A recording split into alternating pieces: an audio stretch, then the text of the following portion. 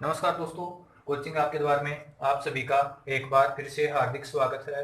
दोस्तों, आज हम रेलवे ग्रुप डी की आगे की रणनीति के बारे में चर्चा करेंगे कि हमें कौन सी बुक पढ़नी चाहिए, क्या पढ़ना चाहिए, कितना पढ़ना चाहिए और कैसे पढ़ना चाहिए। कम से कम समय में हम ज़्यादा से ज़्यादा नंबर कैसे अचीव कर सकते हैं, हमारे टेस्ट में नंबर क्यों नहीं बढ़ रहे, हमारे लिए सबसे बेस्ट टेस्ट सीरीज कौन सी रहने वाली है।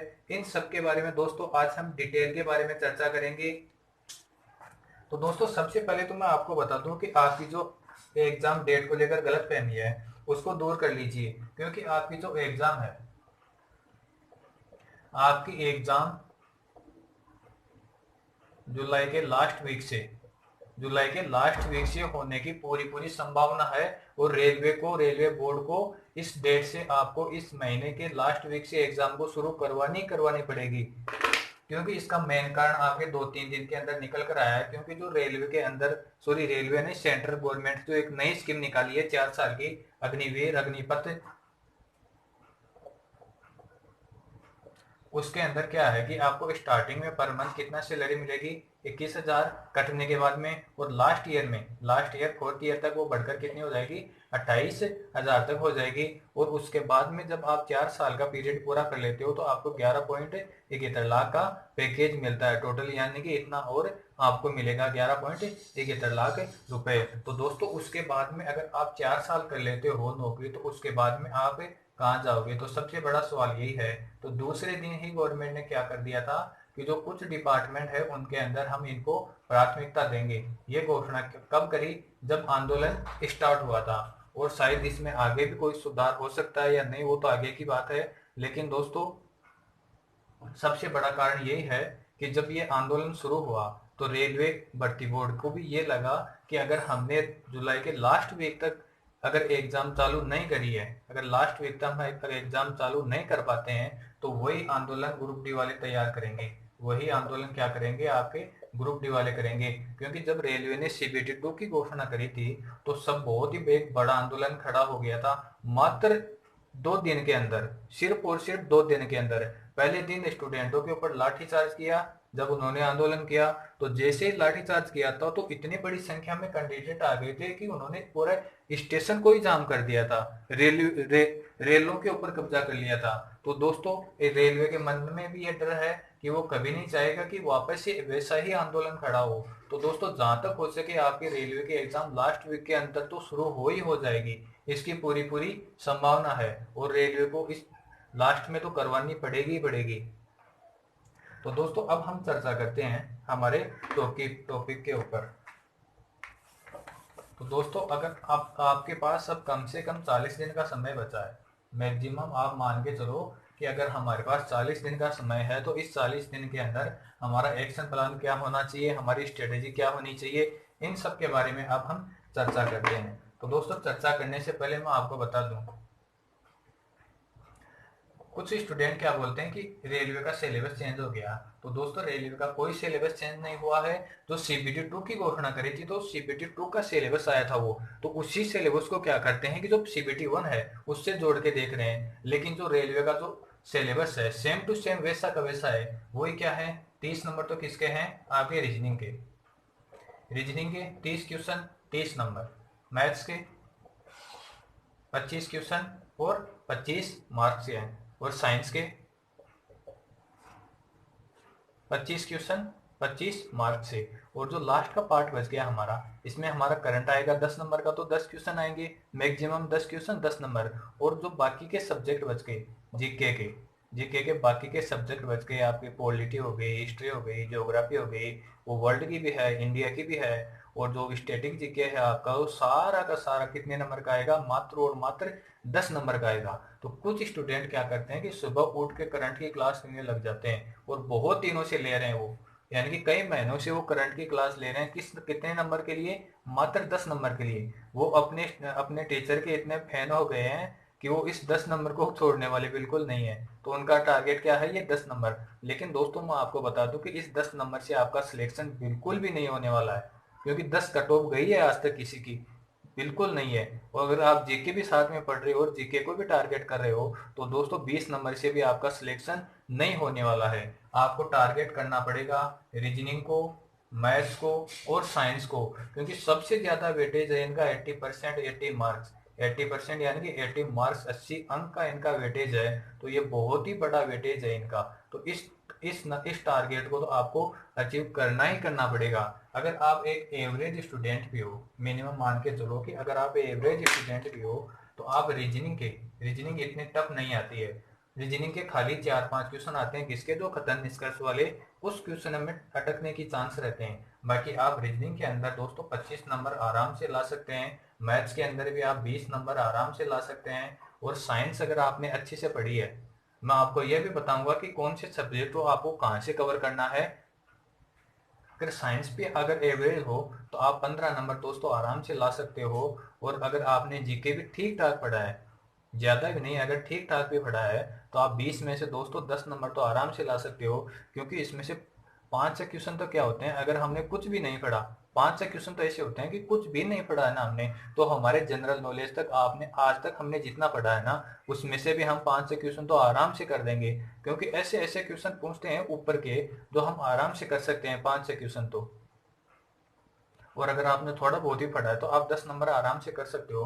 तो ये हमारा वेटेज हो गया 45, सॉरी 25, 20, 45, 45, 15 कितना हो गया 60, और 10 70 नंबर। ये हमारा वेटेज हो गया कितना, 70 नंबर का। और ये क्या है, हमारे रो मार्क्स हैं। रो मार्क्स के अंदर अगर हमारे 70 नंबर आते हैं, तो दोस्तों बहुत से कम बोर्ड है जिनके कट ऑफ 70 से ऊपर जाएगी आफ्टर नॉर्मलाइजेशन। कब जाएगी, आफ्टर नॉर्मलाइजेशन के बाद में जाएगी वो कट ऑफ। और कुछ स्टूडेंटों को क्या मानना है कि नॉर्मलाइजेशन नहीं होगा दोस्तों, लेकिन नॉर्मलाइजेशन आपका बिल्कुल होने वाला है। 100% होगा नॉर्मलाइजेशन। दोस्तों रेलवे ने साफ शब्दों में कहा था कि रेलवे परसेंटाइल नोटिस निकाला था, तो उसमें लिखा हुआ था कि percentile normalization will be done. इसका मतलब क्या होता है कि आपका नॉर्मलाइजेशन बिल्कुल और बिल्कुल होगा।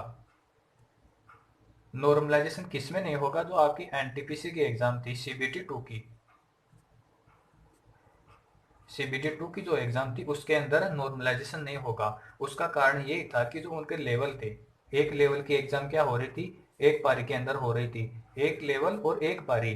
तब उसके अंदर कहा था कि एक लेवल के अंदर जितने भी कैंडिडेट हैं उन सबकी एक ही पारी में एग्जाम करवा दी।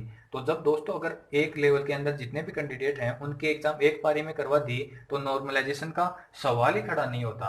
तो इस वजह से यही कारण था कि एनटीपीसी सीबीटी 2 में नॉर्मलाइजेशन ना करवाने का। लेकिन आपके ग्रुप डी के अंदर 1.25 करोड़ कैंडिडेट हैं, 1.25 करोड़ कैंडिडेट हैं। तो रेलवे ने जो नोटिस निकाला था उसके अंदर साफ शब्दों में कहा था कि हमारी इतनी कैपेसिटी नहीं है, इतनी कैपेसिटी नहीं है कि हम एक बोर्ड की एक पारी के अंदर एग्जाम करवा सके। तो कुछ स्टूडेंटों को मानना है कि नॉर्मलाइजेशन नहीं होगा। तो दोस्त मैं आपके लिए इतना ही बोलूंगा कि अगर आपकी इतनी कैपेसिटी है, टोटल बोर्ड है हमारे कितने, 16 बोर्ड है, 16 भर्ती बोर्ड हैं। टोटल तो 23 बोर्ड है, लेकिन जो प्रेजेंट में वैकेंसी करवा रहे हैं 16 बोर्ड करवा रहे हैं। तो दोस्तों कि 5 दिन के अंदर कितनी पारियां हो जाएंगी, 3 पर दिन, 3 पारी। तो 15 पारी तो ये हो गई, प्लस एक पारी ये हो गई। और अगर दोस्तों आप 16 पारियों के अंदर ये एग्जाम करवा सकते हो, तो आप एजेंसी ले सकते हो और एग्जाम 5 दिन और एक पारी में कंप्लीट करवा सकते हो। तो आपका नॉर्मलाइजेशन नहीं होगा, आपका नॉर्मलाइजेशन तब नहीं होगा।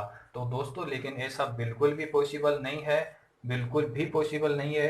अगर पूरी जान लगा दे, पूरी गवर्नमेंट लग जाए ये एग्जाम करवाने के अंदर, तो एक तरह से क्या लग जाएगी, आपकी इमरजेंसी लग जाएगी और कोई बाहर नहीं निकल पाएगा, जाम हो जाएगा सब कुछ। क्योंकि इतनी बड़ी संख्या में कैंडिडेट बाहर निकलेंगे, तो 1.25 करोड़ के पूरे कैंडिडेट बाहर निकलेंगे।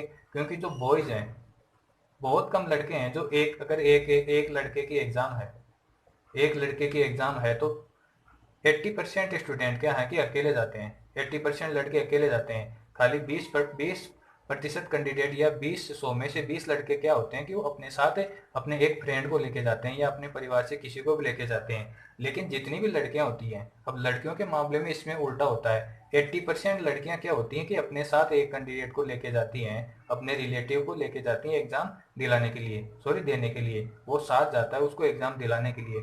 खाली 20 लड़कियां ऐसी होती हैं कि जिनका सेंटर पास में होता है तो अकेली जाती हैं। तो अगर इन सबको मान लिया जाए तो आपका जो टोटल, यानी कि टोटल कैंडिडेट अगर 90 लाख या 80 लाख भी एग्जाम देते हैं तो जो ऊपर के बच जाते हैं 45 लाख, तो वो 45 लाख क्या जाते हैं इन स्टूडेंटों के साथ एग्जाम दिलाने जाते हैं। तो ऐसा बिल्कुल भी पॉसिबल नहीं है कि इस बार नॉर्मलाइजेशन नहीं होगा।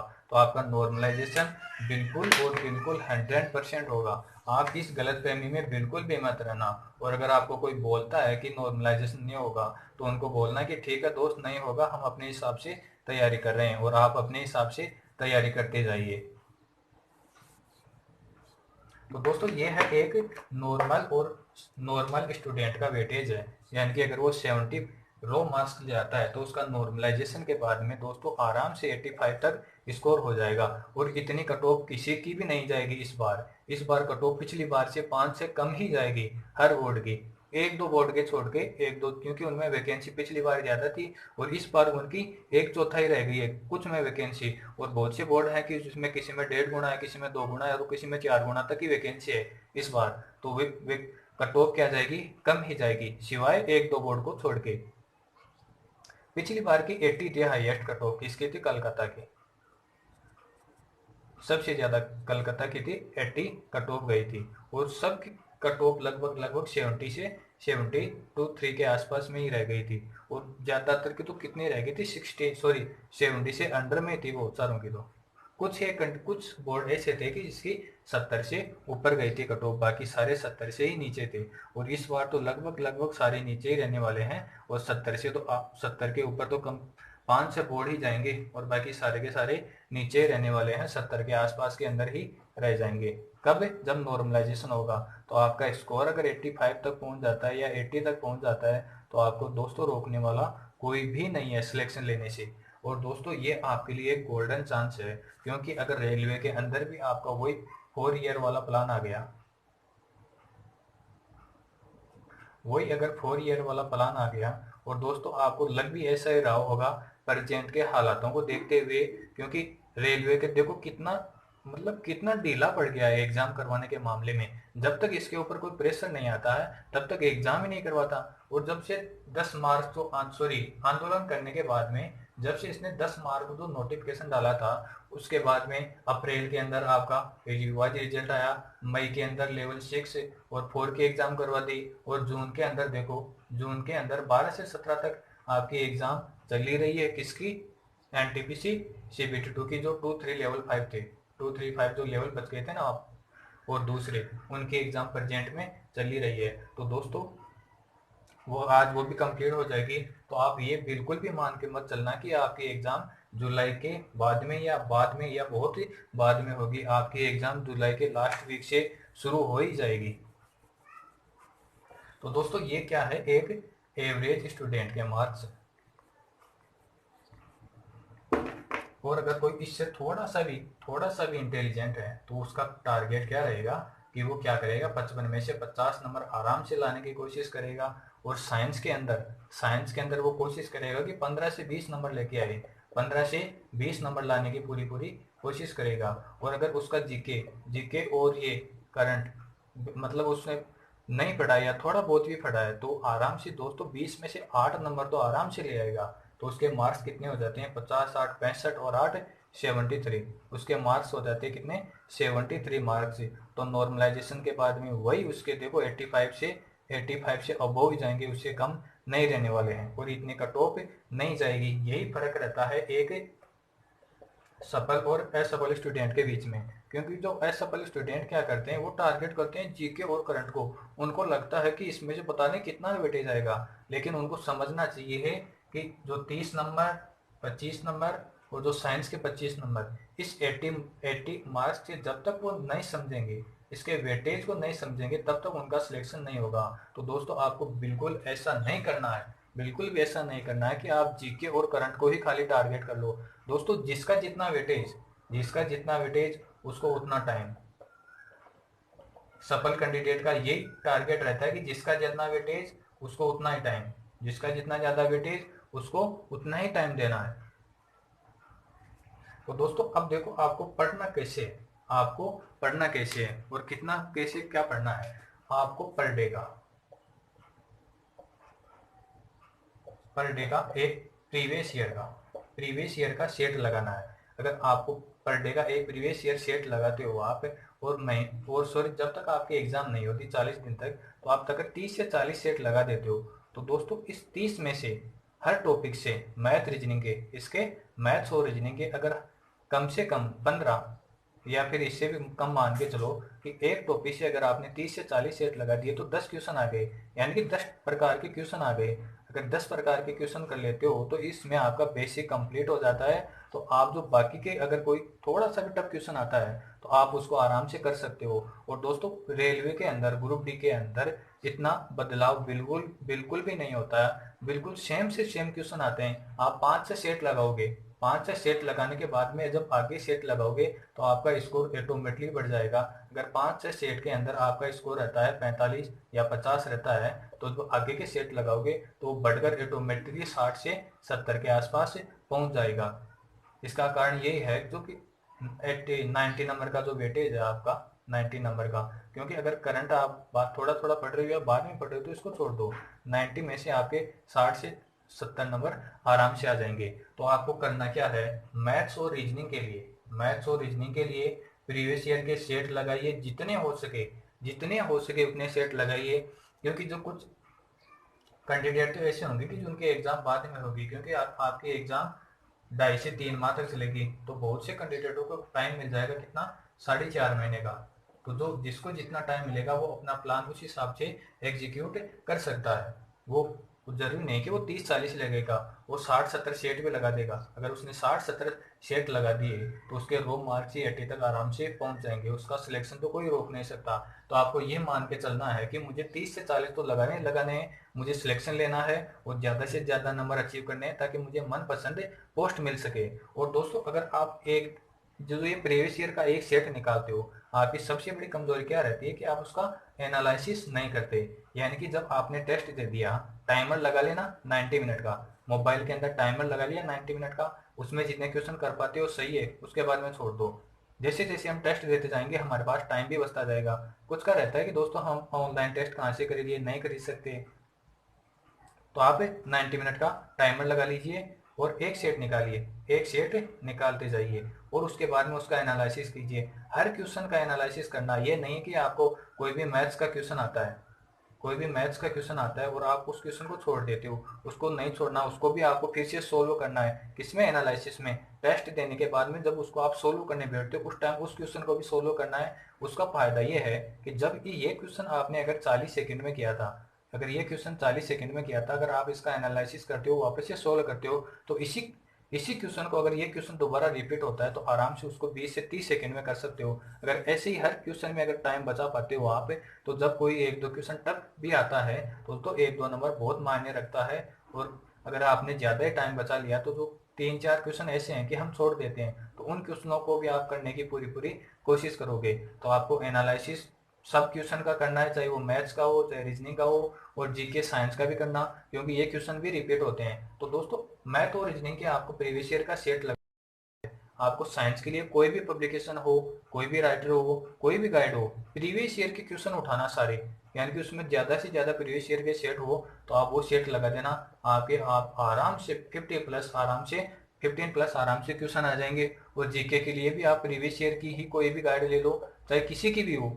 बहुत से राइटर हैं, किसी स्टेट में कौन सी कब पब्लिकेशन की मिलती है, किसमें कौन सी पब्लिकेशन की मिलती है, कहाँ किसी का कहाँ पे दबदबा होता है, किसी का कहाँ दबदबा होता है। तो दोस्तों आपको करना क्या है, कोई भी प्रीवियस ईयर उठा लो वहां से और उसका वो किताब पढ़ना चालू कर दो। तो मैथ रीजनिंग के लिए प्रीवियस ईयर के प्रैक्टिस सेट, साइंस के लिए प्रीवियस ईयर की बुक, और जीके के लिए प्रीवियस ईयर के क्वेश्चनों में आई हुई वही बुक, और करंट के लिए आप कोई भी ईयरली बुक उठा लो और उसको सोल्व करने लग जाओ। अब दोस्तों हमारा एक सवाल और बचता है कि हम टेस्ट तो देते हैं लेकिन हमारे टेस्ट के अंदर मार्क्स नहीं आते हैं। तो दोस्तों उसका कारण मैं बताता हूँ आपको।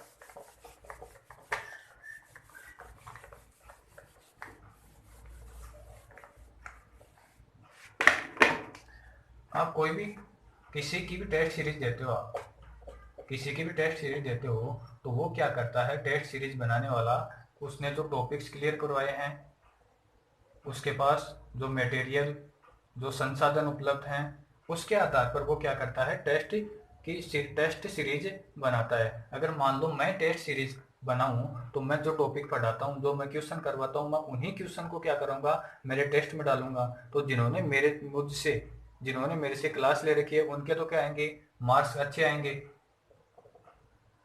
उनके तो मार्क्स क्या आएंगे, अच्छे आएंगे। और आप जब मेरे टेस्ट दोगे तो आपके क्या आएंगे, मार्क्स आएंगे। तो दोस्तों सभी क्या करते हैं कि जितने भी जो टेस्ट सीरीज लॉन्च करते हैं, जो खुद पढ़ाते हैं, उनके पास जो संसाधन उपलब्ध होते हैं, जो क्वेश्चन होते हैं उनके, वही क्वेश्चन वो क्या करते हैं, टेस्ट में डाल देते हैं। तो इस वजह से यही मेन कारण है कि आपका सबसे टेस्ट में कम नंबर आने का। तो आपको करना कुछ नहीं है, डिमोटिवेट बिल्कुल भी नहीं होना है। आपको जो प्रीवियस ईयर के सेट लगा लो, क्योंकि वही एक 90% 90 मार्क्स का वेटेज है, जो आपका कभी भी चेंज नहीं होता, कभी भी चेंज नहीं होने वाला है। तो आपको टारगेट करना है इस 90 नंबर के मार्क्स को। और जो 10 नंबर का करंट है, इसमें से अगर आप थोड़ा बहुत भी ईयरली बुक पढ़ लेते हो, मैंने आपको डिटेल में बता दिया है, तो इसमें से भी आप आराम से 4 से 5 नंबर आराम से ला सकते हो। तो ठीक है दोस्तों, धन्यवाद। मिलते हैं अगले वीडियो में। अगर वीडियो पसंद आया तो चैनल को सब्सक्राइब कर दीजिए, लाइक कर दीजिए, दोस्तों के साथ शेयर कर दीजिए। तो ठीक है दोस्तों, धन्यवाद।